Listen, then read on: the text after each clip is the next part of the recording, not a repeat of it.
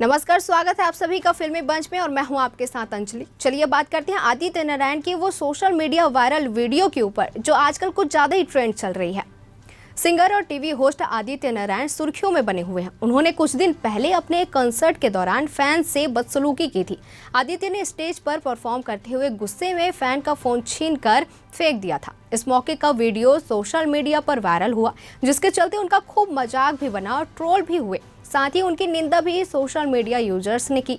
अब इस पूरे मामले पर आदित्य ने अपना रिएक्शन साझा किया है। जी हां, एक इंटरव्यू में सिंगर आदित्य नारायण से इस वाकये को लेकर सवाल पूछा गया। ऐसे में उन्होंने कोई भी सफाई देने से मना कर दिया। उन्होंने कहा कि ईमानदारी से कहूं तो नो कमेंट, मैं खुद के प्रति जवाबदेही हूं, बस इतना ही कहूंगा।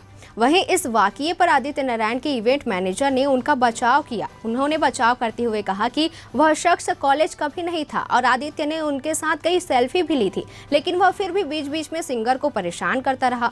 उन्होंने यह भी कहा कि दर्शन रावल ने भी ऐसी घटनाओं के कारण कॉलेजों में शो करना बंद कर दिया है। हालांकि Bigg Boss 70 winner Munawar Faruqui इनसे पीछे नहीं रहे और मुन्नवर फारूकी ने अब आदित्य को उनके व्यवहार के लिए आड़े हाथों ले लिया है।